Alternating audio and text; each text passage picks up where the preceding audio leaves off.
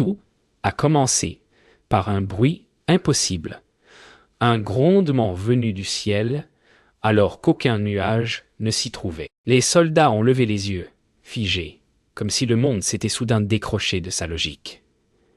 Puis, la lumière s'est déchirée, droite, tranchante, comme une cicatrice fraîche dans la nuit. On aurait juré qu'un œil, un vrai, nous observait depuis l'obscurité, patient et affamé. Le vent s'est arrêté. Les torches ont palpité, et quelque chose a traversé le rempart sans laisser de traces, comme si la pierre n'était qu'un souffle. La peur est devenue solide. Elle pesait sur nos poitrines, coupait nos voix, transformait chaque ombre en menace. Nous savions tous que ce que nous venions d'entendre n'appartenait pas à ce monde. Et pourtant, cela avançait vers nous. Alors la question a brûlé en silence. Qu'est-ce qui ose revenir quand l'histoire elle-même a essayé de l'effacer? Et si l'histoire refusait d'être oubliée? La nuit avait repris son souffle, mais nos cœurs, eux, couraient encore. Tout semblait trop calme, comme si le monde retenait un secret prêt à mort. Les soldats tentaient de reprendre leurs gestes, mais leurs mains tremblaient, incapables d'oublier ce qu'ils avaient vu. Un silence lourd enveloppait le fort, un silence qui ressemblait davantage à une menace qu'à une pause. Puis un cri a fendu l'obscurité, un cri si brusque qu'il a déchiré nos nerfs. Quelqu'un avait trouvé l'impensable. L'un des messagers, disparus depuis 2 jours, était revenu, mais pas vivant. Ce que son corps représentait, ce qu'il annonçait, allait changer le destin de chaque être derrière ces murs. Et dans ce silence qui suivit, chacun a compris que ce n'était que le début. Le corps n'avait pas seulement glacé la terre, il avait glacé nos esprits.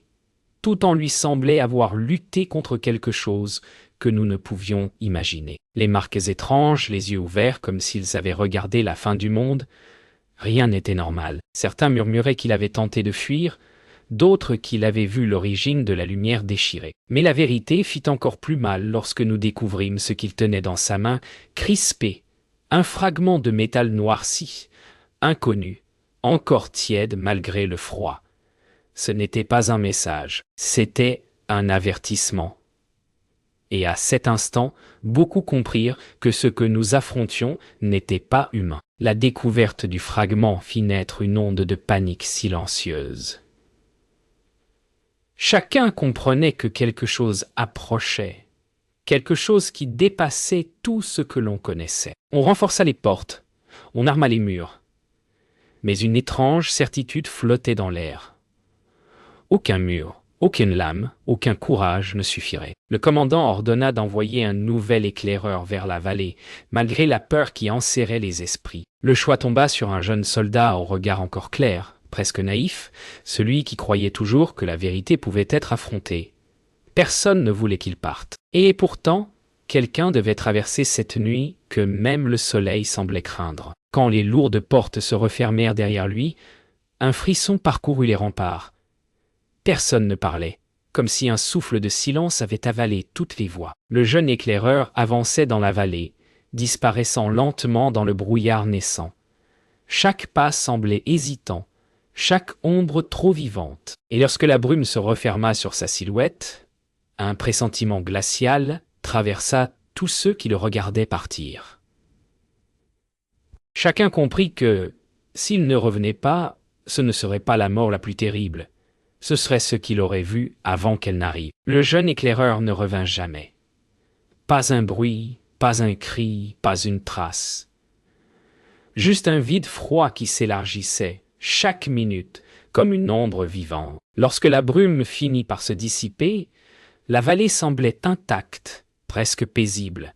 Mais quelque chose manquait, quelque chose que tous ressentaient sans pouvoir le nommer. Le commandant fit envoyer une seconde patrouille, cette fois plus nombreuse, plus préparée, presque désespérée. Point, mais dans leurs yeux, une vérité silencieuse les brûlait. On ne disparaît pas ainsi sans être avalé par quelque chose qui vous dépasse. Et, au fond de chacun, une phrase naissait. Si la vallée pouvait prendre un homme, que prendrait-elle ensuite? La patrouille s'enfonça dans la vallée, disparaissant peu à peu derrière les rideaux de brume, comme avalés par une bouche invisible. Sur les remparts on comptait leurs silhouettes jusqu'à ce qu'il n'en reste plus aucune. Le silence s'étira, long, pesant, si profond qu'on aurait cru entendre battre la peur elle-même. Puis, un son se fit entendre, lointain, presque étouffé, un écho métallique, un choc bref, suivi d'un second, les soldats échangèrent des regards glacés.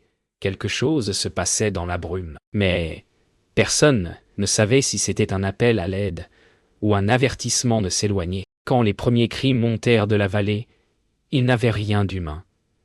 Les sons étaient tordus, étouffés, comme déchirés avant d'atteindre le ciel. Les soldats sur les remparts reculèrent d'un pas, le sang glacé. Car ces cris-là ne racontaient pas la douleur, ils racontaient la disparition. Et puis tout s'arrêta brusquement, comme si quelqu'un avait tranché le fil du monde. Ni écho, ni mouvement, ni souffle. Seulement un vide. Le commandant prit une décision brutale.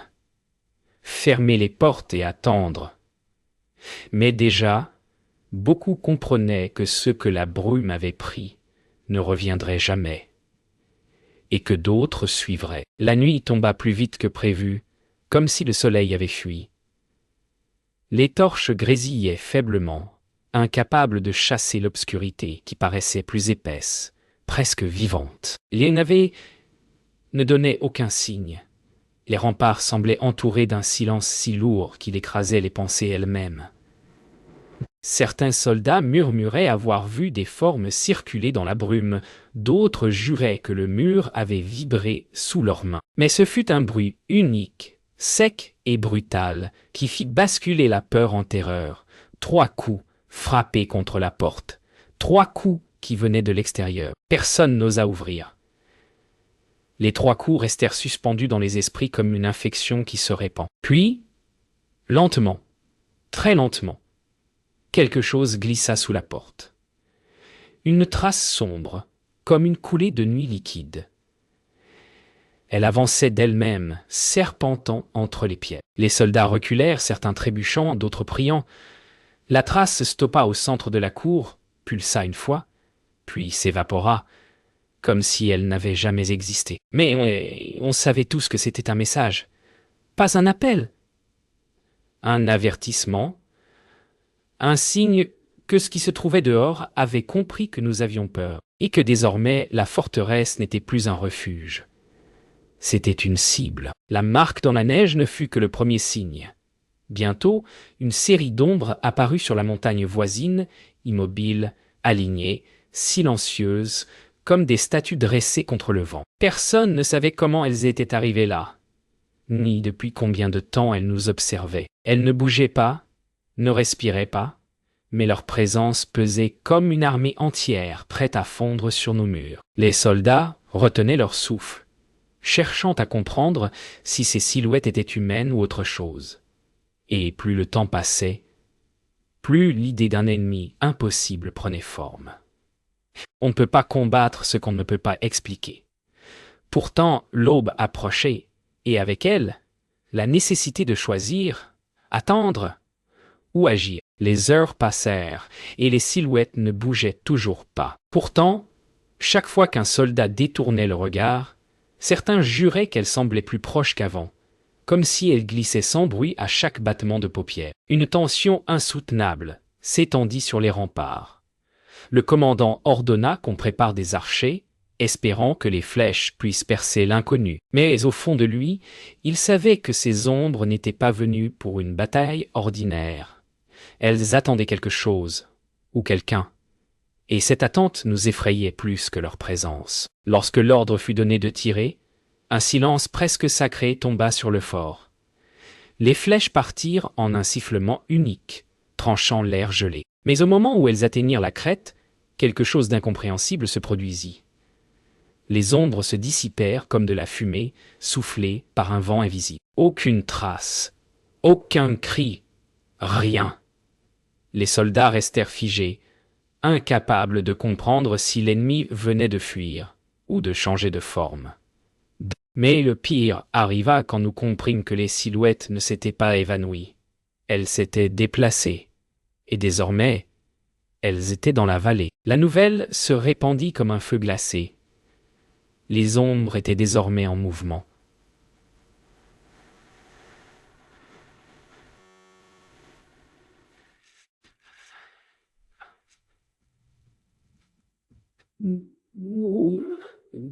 Des témoins jurèrent avoir vu des formes glisser entre les arbres, d'autres affirmaient avoir aperçu des silhouettes traversant la neige sans laisser la moindre trace. Chaque récit portait la même certitude. L'ennemi nous encerclait.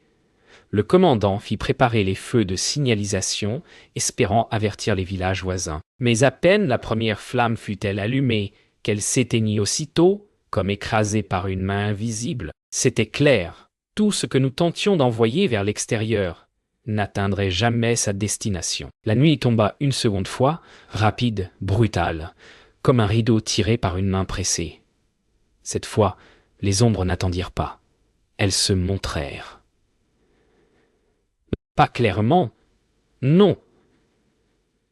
Juste assez pour que notre esprit devine ce qu'il préférait ne jamais voir. Des formes floues, des silhouettes trop longues, trop fines, glissant hors de la brume, approchant des murs comme un murmure venu de l'autre monde. Les soldats se serrèrent les uns contre les autres. C'était la première fois que nous comprenions que la guerre avait commencé, et que l'ennemi n'avait pas besoin de frapper pour gagner. Il suffisait qu'il s'avance. La nuit n'était plus seulement une absence de lumière. Elle était devenue un champ de bataille silencieux, une cage où chaque respiration sonnait comme un compte à rebours. Lorsque les premières ombres glissèrent jusqu'au pied des murailles, l'alarme retentit, brève et désespérée. Les soldats se ruèrent aux remparts, mais l'ennemi, lui, ne courait pas. Il avançait lentement, comme s'il se nourrissait de notre panique. Les silhouettes se multipliaient, se tordaient, se reformaient, refusant toute logique. Et pourtant, il n'y eut aucun choc, aucun cri, aucun fracas d'acier. Ce fut une bataille sans bruit, sans impact, sans souffle. Une bataille qui ne devait pas exister, mais elle commençait. Alors que les ombres atteignirent la muraille, un froid impossible se propagea dans la pierre, parcourant les remparts comme une fièvre inversée. Les soldats reculèrent lorsqu'ils virent les silhouettes traverser les rochers, comme si la solidité n'avait plus de sens. Certains tentèrent de frapper, d'autres de crier, mais rien ne semblait atteindre ces formes mouvantes. Le son lui-même s'éteignait autour d'elles. Ce fut là que l'on comprit que ce n'était pas une armée venue conquérir une forteresse. C'était quelque chose venu effacer une présence, et nous étions cette présence. Au cœur du chaos silencieux, un événement brisa enfin le mutisme. Une lumière surgit au sommet de la tour intérieure, vive, chaude, presque humaine. Les soldats se tournèrent vers elle comme vers un miracle, croyant qu'un allié avait trouvé une arme contre l'ennemi. Mais ce n'était pas un signal. C'était une déchirure. La même lumière que celle apparue la première nuit, mais plus grande, plus affamée. Les ombres se tournèrent toutes vers elle, comme rappelées par leur origine. Et alors, pour la première fois, nous comprîmes que ces choses n'étaient pas venues pour nous détruire. Elles étaient venues pour retourner là d'où elles venaient, en emportant tout ce qu'elles avaient touché. Puis tout s'accéléra. Les ombres se mirent à converger vers la tour, traversant murs et escaliers comme de simples rideaux. Les soldats, impuissants, tentaient de protéger les civils, mais la lumière aspirait tout.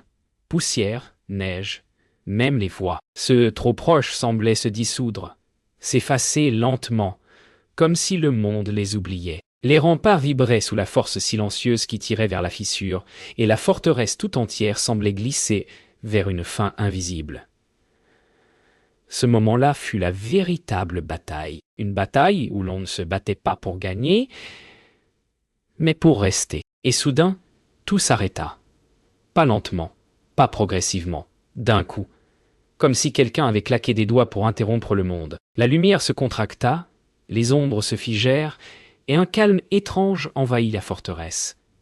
Personne n'osa respirer. Puis la fissure se referma en un dernier éclat, laissant derrière elle un silence si profond qu'il semblait engloutir les battements du cœur. Les ombres avaient disparu. La neige retomba. La nuit redevint la nuit. Mais ce calme n'était pas une victoire. C'était une pause, une attente, une menace suspendue.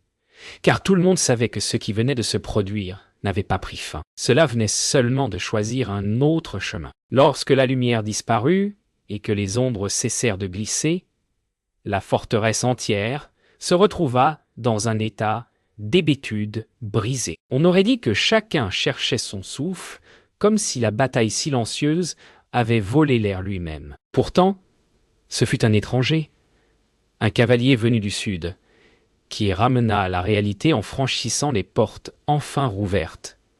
Son arrivée ne ressemblait pas à un secours, mais à un verdict. Il portait une bannière ennemie, celle d'un royaume que nous combattions depuis des décennies. Et pourtant, dans ses yeux, il n'y avait ni défi, ni menace, mais une vérité glaciale. Ils avaient vu les mêmes ombres. Ils avaient perdu, eux aussi. Et désormais, nous n'avions plus le luxe d'être ennemis. Dans la salle du conseil, la tension était presque aussi épaisse que la peur dehors. Les deux camps se faisaient face, méfiants, incapables d'oublier les années de sang. Pourtant, le messager du Sud parla avec une voix brisée, décrivant la même fissure lumineuse, les mêmes silhouettes affamées dévorant les frontières de son propre royaume. Les mots frappèrent les murs comme des coups de marteau. Nous n'étions pas les seuls. Ceux qui venaient n'avaient aucune nation, aucune langue, aucune logique. Il fallait choisir. Mourir chacun de son côté ou survivre ensemble. Ce fut le premier moment où l'idée interdite d'un pacte prit forme. La discussion éclata en murmures, en accusations, en souvenirs amers. Mais une seule chose les réduisit au silence. Le témoignage d'un éclaireur blessé, revenu du sud avec des brûlures étranges, comme si la lumière elle-même l'avait mordu. Ses paroles tremblaient, ses yeux vacillaient, mais son message était clair. Les ombres se rapprochaient. Elles ne se contentaient plus d'observer. Elles prenaient tout. Et si nous étions divisés, elles nous prendraient plus vite encore. Alors, malgré les rancœurs, malgré les blessures, un silence lourd tomba. Le pacte ne devint plus une option. Il devint une nécessité. Point. Aïe. R. Le commandant comprit alors qu'il devait faire l'impensable. Parler seul à l'ennemi. L'entrevue eut lieu à l'abri d'un mur effondré, loin des oreilles trop faciles à effrayer. Les deux hommes n'avaient rien en commun, sauf une chose, la peur de voir leur peuple disparaître comme ceux déjà avalés par la brume. Ils échangèrent peu de mots, mais chacun portait la même vérité dans le regard. La guerre, la vraie, n'était plus celle entre leurs royaumes. Elle venait des ombres, et pour la première fois, ils se serrèrent la main. Une poignée simple, mais elle changea le destin du monde. La décision tomba avant l'aube. Un pacte serait scellé, tenu secret, connu seulement de ceux qui avaient vu les ombres de leurs propres yeux. On réunit les vivants, on compta les disparus, on partagea armes, informations et prières. Pour la première fois, depuis des générations, deux royaumes ennemis mirent genoux à terre côte à côte. Pourtant, sous cette union fragile brûlait une vérité plus sombre. Si ce pacte devait rester secret, c'est que personne ne devait jamais savoir à quel point nous avions été près de disparaître. Et peut-être que nous l'étions encore. Lorsque le pacte fut scellé, une étrange énergie parcourut la forteresse, comme si le monde retenait son souffle pour observer la suite. Les rapports des éclaireurs parlaient d'un lent repli des ombres, comme si elles hésitaient, comme si elles attendaient une réaction qui ne venait pas. Les soldats, encore tremblants, reprirent courage en voyant leurs anciens ennemis à leur côté. Pourtant, personne ne célébrait. La brume restait là, silencieuse, immobile, comme une bête blessée prête à se relever. Le commandant décida alors ce que personne n'osait imaginer. Porter la guerre jusqu'à la lumière elle-même. Ce n'était plus une défense, c'était une chasse. Et chaque visage portait la même question.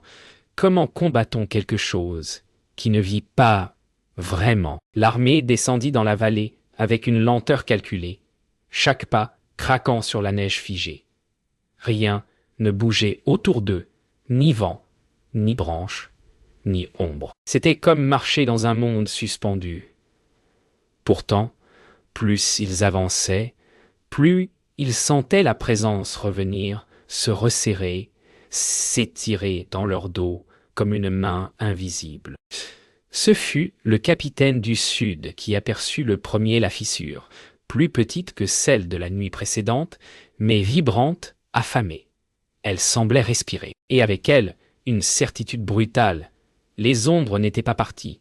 Elles attendaient que nous franchissions la ligne, que nous entrions dans leur territoire. Quand ils comprirent que la fissure réagissait à leur présence, il était déjà trop tard. La lumière vibra, grandit, puis explosa en un souffle silencieux qui projeta les soldats au sol. Les ombres jaillirent autour d'eux, plus nombreuses, plus rapides, presque furieuses. Mais cette fois, nous n'étions pas dispersés.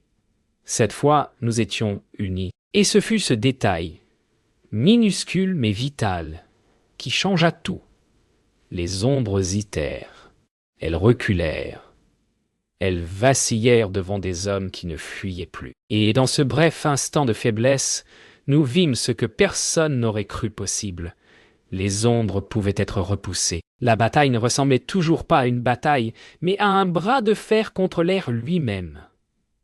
Les ombres se tordaient, se reformaient, réapparaissaient ailleurs, mais chaque fois qu'elles tentaient d'encercler un soldat, un autre venait le défendre. Cette solidarité nouvelle semblait perturber leurs mouvements.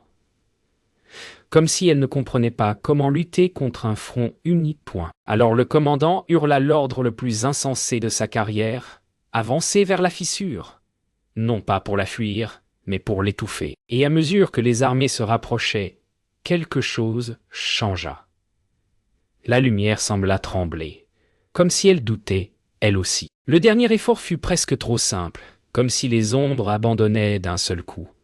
D'un mouvement synchronisé, les deux armées poussèrent jusqu'à toucher la lumière. Elle vibra, hurla sans son, puis se contracta sur elle-même, aspirant les ombres comme de la fumée happée dans un gouffre. Puis, dans un éclair sec, elle disparut. Le silence qui suivit n'était pas un soulagement. C'était un vide, une inquiétude pure. La victoire était réelle, mais elle n'était pas naturelle. Et au fond de chacun, la même pensée rongeait. Qu'avions-nous fait disparaître exactement? Et surtout, reviendrait-il? La vallée retrouva son silence, mais ce silence n'avait plus la même couleur. Il n'était pas paisible, il n'était pas triomphant, il était lourd, comme si quelque chose, quelque part, attendait que nous baissions enfin la garde. Les soldats, encore unis par l'adrénaline, observaient le vide où la fissure avait disparu. Personne n'osait avancer, comme si s'approcher de cet endroit revenait à toucher une tombe encore chaude. Le commandant donna l'ordre de remonter vers la forteresse, mais tous savaient que cette victoire n'était qu'un souffle fragile, un battement instable. Quelque chose avait été repoussé, pas détruit. Le retour au fort fut silencieux, presque cérémoniel, mais sans la moindre cérémonie. Chacun marchait avec la même impression étrange, celle d'être suivi par une absence. Lorsque les portes se refermèrent derrière nous, la forteresse sembla soudain trop petite, trop fragile pour contenir cette histoire. Les civils l'attendaient, espérant que l'horreur fût terminée, mais les visages des soldats suffisaient à comprendre. Le conseil se réunit aussitôt, et une décision brutale fut posée sur la table. Personne à l'extérieur ne devait savoir ce qui s'était passé ici. Pas parce qu'ils ne croiraient pas, mais parce que cette vérité pourrait les briser. La décision suivante fut encore plus terrible. Détruire toutes les preuves. Les cartes, les rapports, les journaux, même les dessins des sentinelles, tout devait disparaître. Le feu devint alors l'allié le plus fidèle du mensonge. Les flammes dévoraient les pages comme si elles savaient qu'elles brûlaient un morceau d'histoire. Certains soldats pleuraient en silence, d'autres détournaient les yeux. Aucun ne semblait fier, mais tous comprenaient. La vérité n'était pas seulement dangereuse, Elle était contagieuse. Et si elle se propageait, elle attirerait peut-être ce qui rôdait encore derrière le voile. Une fois les archives réduites en cendres, vint la dernière étape, effacer les témoins. Non pas les tuer, mais les faire disparaître dans le silence. Chacun reçut l'ordre de quitter le fort, de repartir dans son royaume, de ne jamais reparler de ce qu'ils avaient vu. Le pacte, pourtant si fragile, devint un serment scellé par la peur. Les soldats se regardaient comme des étrangers marqués par le même cauchemar. Certains embrassèrent une dernière fois les remparts, d'autres quittèrent les lieux sans un mot. Ce soir-là, la forteresse devint un tombeau d'histoires jamais racontées. Quand le dernier soldat franchit les portes, un silence nouveau s'installa. Pas celui de la peur, pas celui de la victoire. Un silence d'oubli. Le commandant resta seul au centre de la cour, regardant le ciel sans fissure, sans ombre, sans menace. Mais au fond de lui, il savait que ce calme n'était qu'un rideau, que ce qui avait été repoussé pouvait un jour revenir, et qu'alors personne ne se souviendrait de cette guerre effacée. Personne, sauf ceux qui avaient choisi de la cacher. Car l'histoire peut être brûlée, enterrée, réécrite, mais jamais totalement effacée. Et si un jour, la lumière se rouvre, et si l'histoire refuse encore une fois d'être oubliée,